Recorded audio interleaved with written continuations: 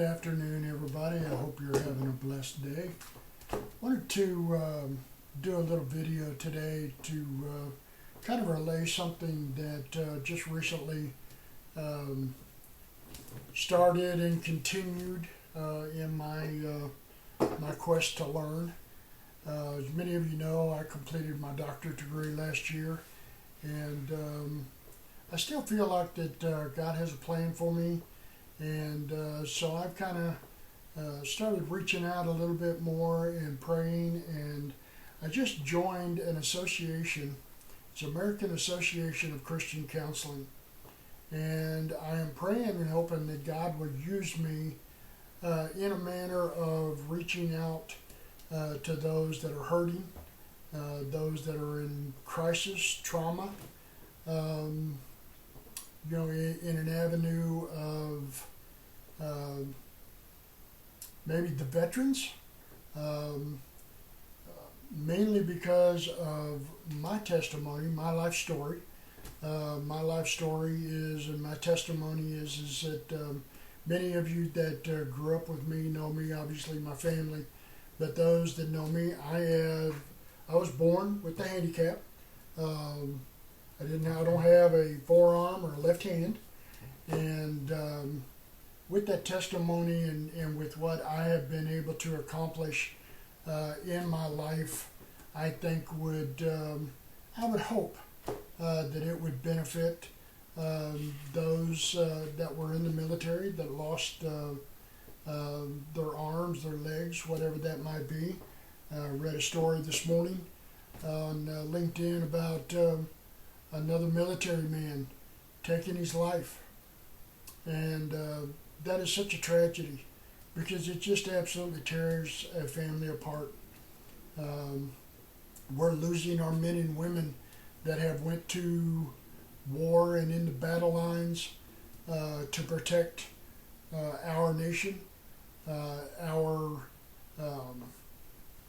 mindset across the world, and our government is just basically has abandoned them. But one of the lessons I was taking this morning really kind of touched my heart, and I just wanted to briefly give you some insight on my testimony.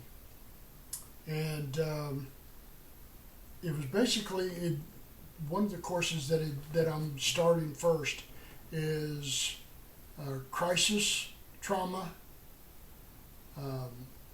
And I really wanted to just kind of give you a little insight of what I learned this morning in this lesson, and I hope you can relate to it. It touches you maybe as it does me, and that if you're going through a life crisis, faith crisis, whatever that might be, that you will recognize that you'll reach out to your pastor if you have one. If you don't, there's other places out there and people that care that can help you, listen to you, and let you just kind of talk through what you're going through. And one of the things that that really kind of touched me was that faith crisis. Now, my life crisis has pretty much been my entire life. Going through school, kids can be really cruel.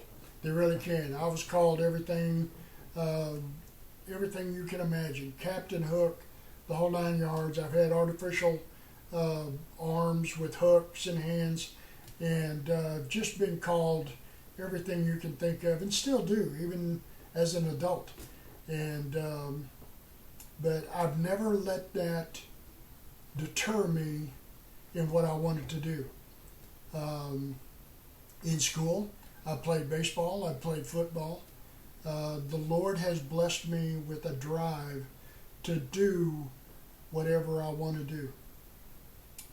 My family was very, very, what is the word I'm trying to use? They were always there for me no matter what. They didn't let my handicap get in the way. I was allowed to make the mistakes that I was going to make, learn from those opportunities. I remember my uncle we would go up there on summers, and we'd help him put up hay. We would go to, he was a house builder. We would go, my dad would go and help on a project to, my job was mostly picking up boards, taking them over to the sawing them up, or picking up trash, or whatever that was, but I was never looked down on with my family. My family was always there for me. And sometimes, we go through life challenges in school. I can remember in high school there was a story relayed to me that a girl that I wanted to take to a dance basically told them that she wasn't going to go to a dance with half of a man. Well, again, that hurts.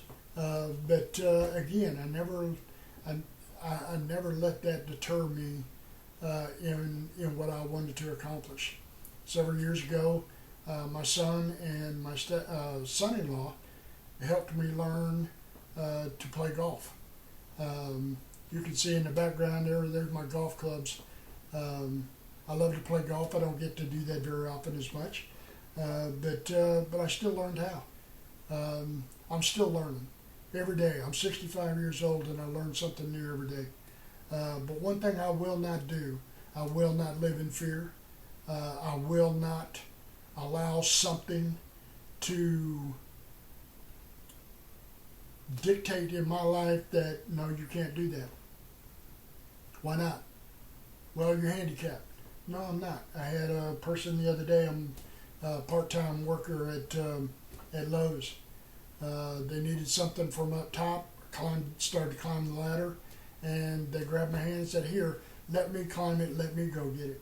I said, "Well, I can't let you do that. I'll be right back." So I climbed the ladder, got up, and grabbed what I needed to grab. I refuse to live in fear. I refuse to allow my situation to deter me from what I want to do, what God has set in my heart to do. And one of the best scriptures for me is 2 Timothy 1:7. For God has not given us a spirit of fear, but of power and of love and of a sound mind. If you're a Christian, you can stand on those words. We're not here to be fearful of what this society, what our government, the delusions and the confusions of this world dictates that we're supposed to do. We're not. We are sons and daughters of the Most High God. And we need to start acting like it. One of the teacher was teaching on is faith crisis. One of my faith crisis happened several years ago. My family and I, mom, dad, sisters, were living in Texas, and started a church, Pentecostal church there in Denton, Texas. Never forget it. God still heals. But that's a little, little rabbit trail there. Had a healing service on a Tuesday night. And I had some of the most powerful men and women, pastor, praying for me for the restoration of my left hand and left arm. And it never happened.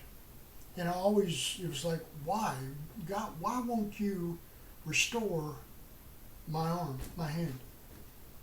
A lot of people would say, well, I didn't have enough faith. It's like, wow, that hurt more than having somebody tell me that they didn't want to go to a dance with me being a half a man. Because we're all given a measure of faith. And to tell me that I didn't have enough faith to heal my own body, that hurt. That hurt really, really bad. But here about 4 years ago, I had a dream. And sure as I am talking to you, God spoke these words to me in that dream. I will heal you I may one day hear you here on earth, but most assuredly, you will be healed completely when you get to heaven. The way you are right now, I get more glory from you and with what you do and what you accomplish than me restoring your hand. And I never, I mean, that the next morning when I got up, that was just like a lightning bolt. I realized that my situation is not about me. It's about Him. It's about worshiping Him and giving Him the glory for everything, including the fact that I have only one hand and one arm. I get asked all the time, what happened? How come? What for? Well, I don't know. I don't have that answer. All that I know that God gets the glory as long as I keep pushing myself and I keep doing what others think that there is no way I shouldn't be doing that. That's my faith crisis. What's yours? Knowing that God is there for us.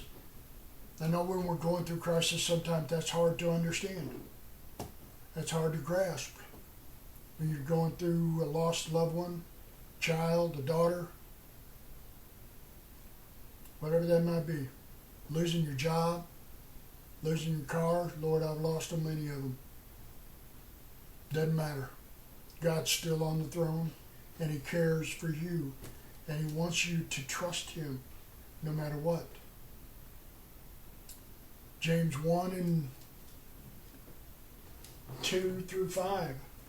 James says, "Consider it all joy, brethren, when you encounter various trials." We're going to go through trials. As a Christian, know for sure that you're going to be tested. But one of the teaching points that the teacher brought up real quick, because I'm running out of time, is perspective. The Bible teaches more on how to respond to a crisis in our lives than how to avoid it. Remember this, always living in view of the eternity. We're promised as children of God eternity with Christ. And that has to be our mindset. That has to be in our heart. We do not choose our life or our faith crisis, but we can choose how we respond to that crisis. How do you respond? Respond by anger? Throw your hands up, say, "I'll never trust God again"? Or did you get on your knees and in prayer ask Him for guidance, ask Him for strength to help you? We can see life circumstances through the eyes of fear or faith. For me, I choose faith because I know where I'm going and I know who's going to be there when I get there. God's Word influences our perspective. Our perspective influences our response. How we respond influences the outcome 100% of the time. God's promises are true, and they're there for us if we'll trust in Him. I hope this helps. Praying for you. Love y'all. God bless each and every one of you. And bless this great nation, the United States of America.